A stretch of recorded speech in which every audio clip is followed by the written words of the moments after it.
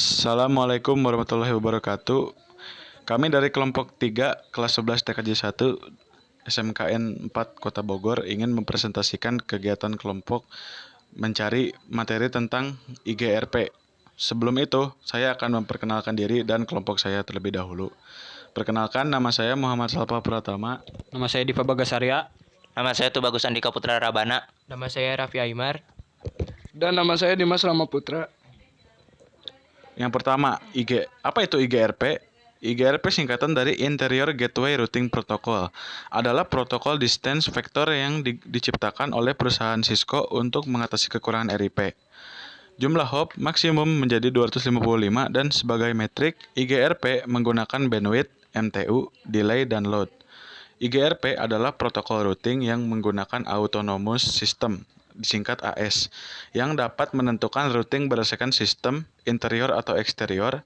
Administrative distance untuk IGRP adalah 100.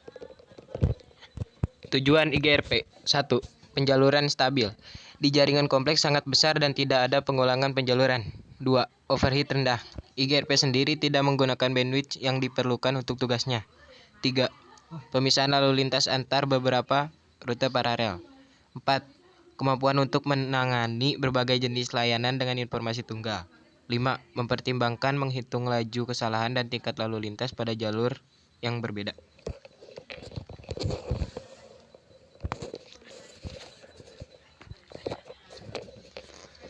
Cara kerja IGRP. Masing-masing penjaluran secara rutin mengirimkan masing-masing jaringan lokal kepada suatu pesan yang berisi salinan tabel penjaluran dari tabel lainnya. Pesan ini berisi tentang biaya-biaya dan jaringan yang akan dicapai untuk menjangkau masing-masing jaringan tersebut. Penerima pesan penjaluran dapat menjangkau semua jaringan di dalam pesan sepanjang penjaluran yang bisa digunakan untuk mengirimkan pesan.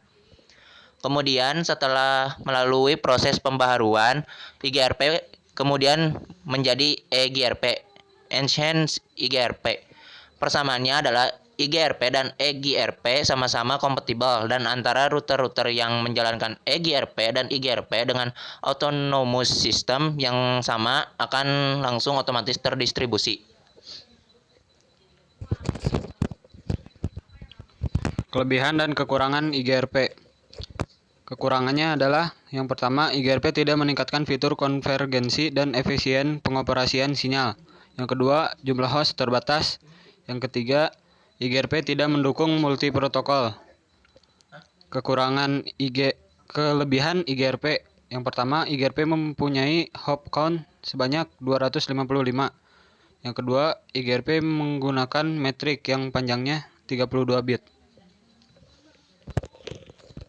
Perubahan IGRP. Setelah melalui proses pembaruan IGRP, kemudian menjadi EGRP atau Enhanced IGRP. Persamaannya adalah IGRP dan EGRP sama-sama kompatibel, dan antara router-router yang menjalankan EGRP dan IGRP dengan autonomous system yang sama akan langsung terdistribusi.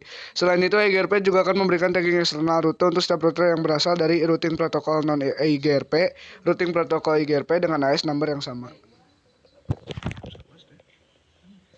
Yang terakhir ada kesimpulan. Dari poin-poin sebelumnya, IGRP mempunyai banyak keunggulan di antaranya.